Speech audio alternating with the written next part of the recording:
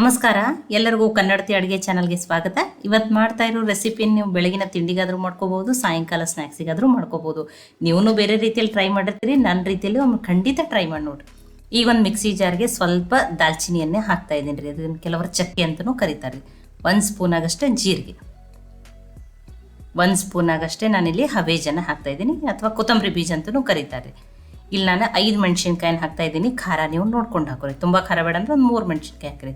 ಸ್ವಲ್ಪ ಹಸಿ ಶುಂಠಿ, ಒಂದು 5 ಬೆಳ್ಳುಳ್ಳಿ ಹೆಸಳನ್ನು ಹಾಕ್ತಾ ಇದ್ದೀನಿ. ನೀವು ಬೆಳ್ಳುಳ್ಳಿ ತಿನ್ನಲ್ಲ ಅಂದರೆ ಅದನ್ನ ಸ್ಕಿಪ್ನು ಮಾಡಿರಿ. ಸ್ವಲ್ಪ ಫ್ರೆಶ್ ಆಗಿರೋ ಕರಿಬೇವು ಸೊಪ್ಪು, ಒಂದು 3-4 ಸ್ಪೂನ್ ಆಗಷ್ಟೇ ಹಸಿ ಕೊಬ್ಬರಿಯನ್ನು ಸಣ್ಣದಾಗಿ ಕಟ್ ಮಾಡಿ ಹಾಕ್ತಾ ಇದ್ದೀನಿ. ನೀವು ತುರಿದ್ಬಿಟ್ಟು ಹಾಕ್ಬೋದು. ಹಸಿ ಕೊಬ್ಬರಿ ಹಾಕಿರಿ, ಟೇಸ್ಟ್ ತುಂಬಾ ಚೆನ್ನಾಗಿ ಬರ್ತದೆ. ಈಗ ಇದನ್ನು ನೀರು ಹಾಕ್ತೀನಿ, ತರಿಯಾಗಿ ಗ್ರೈಂಡ್ ಮಾಡ್ಕೊತೀನಿ ರೀ. ನೋಡಿ, ತರಿಯಾಗಿ ಗ್ರೈಂಡಾಗಿ ರೆಡಿ ಆಗಿದೆ ರೀ. ಈಗ ಇದನ್ನು ಅನ್ಕತಕ್ಕ ಸೈಡಿಗೆ ಇಡ್ತೀನಿ. ಇಲ್ಲಿ ನಾನು 1 ಬಟ್ಲಾಗಷ್ಟು ಕಡಲೆಬೇಳೆ, ಒಂದು 2 ಸ್ಪೂನ್ ಆಗಷ್ಟು ಶೇಂಗಾನ, ಒಂದು 4 ಅವರ್ ನೆನೆಸ್ಬಿಟ್ಟು ತೊಗೊಂಡಿನಿ ರೀ. ಬೇಳೆ ಮತ್ತು ಶೇಂಗಾ ನೆನೆಸೋ ಮುಂದೆ ನಾನು ಒಂದು 3-4 ಬಾರಿ ತೊಳೆದ್ಬಿಟ್ಟು ನೆನೆಯಾಗಿ ತೊಗೊಂಡಿದ್ದೀರಿ. ಮತ್ತು ಬೇಳೆ ಇದನ್ನು ಕಂಪ್ಲೀಟಾಗಿ ಚೆನ್ನಾಗಿ ನೆಂದಾವು. ಮತ್ತು ಇವು ಶೇಂಗಾ ಹಾಕ್ಬೇಕು ರೀ. ಕಡಲೆಬೇಳೆ ವಡೆಯನ್ನು ಹಾಗೆ ಮಾಡ್ಕೊಂಡಿರ್ತೀರಿ, ಆದರೆ ಶೇಂಗಾ ಹಾಕಿ ಮಾಡಿ ನೋಡಿರಿ, ಟೇಸ್ಟ್ ತುಂಬಾ ಚೆನ್ನಾಗಿ ಬರ್ತದೆ. ಈಗ ಇದನ್ನು ಕಂಪ್ಲೀಟಾಗಿ ನೀರನ್ನು ತೆಗೆದ್ಬಿಟ್ಟು ತೊಗೋಬೇಕ್ರಿ. ಇದು ನೋಡಿರಿ, ಒಂಚೂರು ನೀರನ್ನು ತೊಗೋಬೇಡ್ರಿ.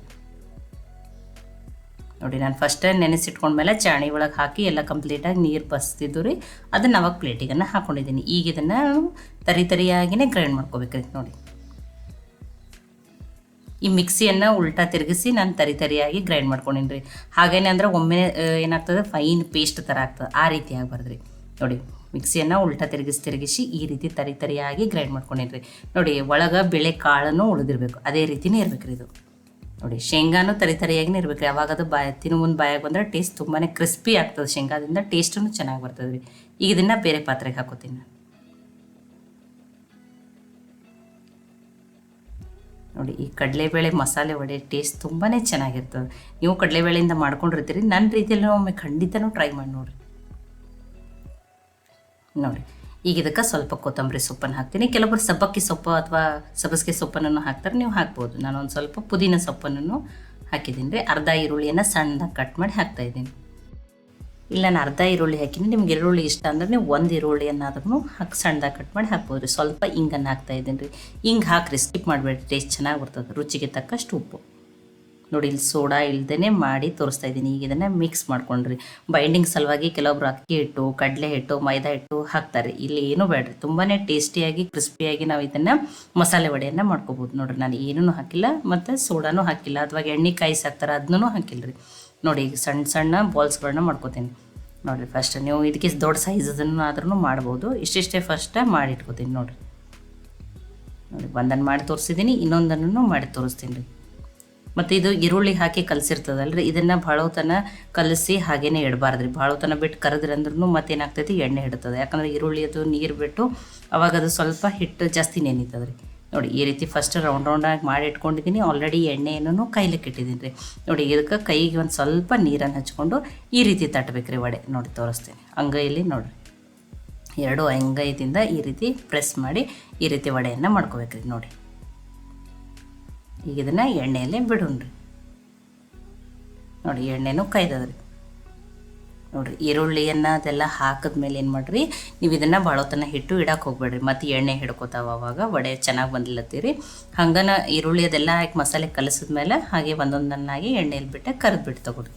ನೋಡಿ, ಇಡೀ ದಿನ ಇಷ್ಟೇ ಕ್ರಿಸ್ಪಿಯಾಗಿ ಟೇಸ್ಟಿಯಾಗಿರ್ತಾವೆ ರೀ ವಡೆ.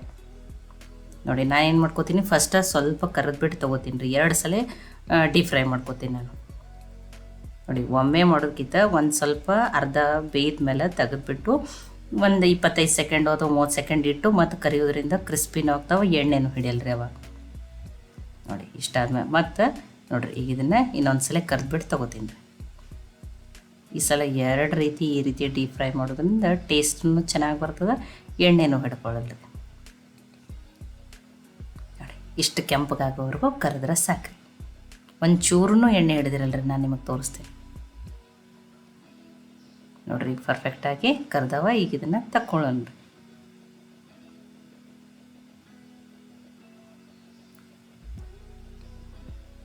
ನೋಡಿ, ಬರೀ ಕಡಲೆಬೇಳೆ ನೆನೆಯಾಕೆ ಮಾಡಿರ್ತಾರೆ, ಅಥವಾ ಈ ರೀತಿ ಶೇಂಗಾ ಅದ್ರೊಳಗೆ ಹಾಕಿ ಮಾಡಿ ನೋಡಿರಿ, ಟೇಸ್ಟ್ ತುಂಬಾ ಚೆನ್ನಾಗಿರ್ತದೆ. ಒಂದು ಸ್ವಲ್ಪ ಆರ್ಲಿರಿ, ನಾನು ನಿಮ್ಗೆ ಇದನ್ನು ಕಟ್ ಮಾಡಿಬಿಟ್ಟು ತೋರಿಸ್ತೀನಿ. ನೋಡಿರಿ, ವಡೆಯನ್ನು ಕರೆದ್ಬಿಟ್ಟು ತೊಗೊಂಡಿದ್ದೀನಿ. ನೋಡಿ, ಎಷ್ಟು ಚೆನ್ನಾಗಿ ಬಂದವು. ನೋಡಿರಿ ಒಂದೇ ಸಲ ಕರೆದ್ಬಿಟ್ಟು ತೊಗೊಳಕ್ಕಿಂತ ಈ ರೀತಿ ತೊಗೊಳಿ. ನೋಡಿ ಕ್ರಿಸ್ಪಿನೂ ತೋರಿಸ್ತಿದೆ ನೋಡಿರಿ, ಸೌಂಡ್ದಿಂದನೇ ಗೊತ್ತಾಗತ್ತೈತಿ ಎಷ್ಟು ಕ್ರಿಸ್ಪಿ ಆಗಿರುತ್ತೆ. ನೋಡಿ ಇಡೀ ದಿನ ಇಟ್ಟರು ಇಷ್ಟೇ ಕ್ರಿಸ್ಪಿ ಇರ್ತಾವೆ ನೋಡಿರಿ. ಹೊರಗಡೆಯಿಂದ ಕ್ರಿಸ್ಪಿ, ಒಳಗಡೆಯಿಂದ ಸಾಫ್ಟು, ಎಷ್ಟು ಕಲರ್ಫುಲ್ಲಾಗಿ ಎಷ್ಟು ಚೆನ್ನಾಗಿ ಕಾಣುತ್ತೆ ನೋಡಿರಿ. ಬಿಸಿ ಬಿಸಿಯಾಗಿ ಟೇಸ್ಟಿಯಾಗಿರುವಂಥ ಕಡಲೆಬೇಳೆ ಮಸಾಲೆ ವಡೆ ರೆಡಿಯಾಗಿದ್ರಿ. ಇದನ್ನು ಹಾಗೇನು ತಿನ್ಬೋದು, ಕೊಬ್ಬರಿ ಚಟ್ನಿ ಜೊತೆನೂ ತಿನ್ಬೋದು. ಬೆಳಗಿನ ತಿಂಡಿಗಾದರೂ ಮಾಡ್ಕೋಬೋದು, ಸಾಯಂಕಾಲ ಸ್ನ್ಯಾಕ್ಸಿಗಾದರೂ ಮಾಡ್ಕೋಬೋದು. ನೋಡಿ ಮಕ್ಕಳಿಗೆ ಅಷ್ಟೇ ಅಲ್ಲ, ದೊಡ್ಡವರು ಕೂಡ ತುಂಬಾ ಇಷ್ಟ ಆಗ್ತದೆ ರೀ. ಈ ರೆಸಿಪಿ ನಿಮಗೆ ಇಷ್ಟ ಆಗಿದ್ರೆ ಲೈಕ್ ಮಾಡಿ, ಶೇರ್ ಮಾಡಿ, ಕಮೆಂಟ್ ಮಾಡಿರಿ. ಖಂಡಿತ ಟ್ರೈ ಮಾಡಿ ನೋಡಿರಿ. ಮತ್ತೆ ಒಳ್ಳೆ ರೆಸಿಪಿ ಜೊತೆ ಎಲ್ಲರಿಗೂ ಧನ್ಯವಾದಗಳು. ಕನ್ನಡತಿ ಅಡುಗೆ ಚಾನಲನ್ನು ಸಬ್ಸ್ಕ್ರೈಬ್ ಮಾಡಿ, ಬೆಲ್ ಐಕಾನ್ ಪ್ರೆಸ್ ಮಾಡೋದನ್ನು ಮರಿಬೇಡ್ರಿ.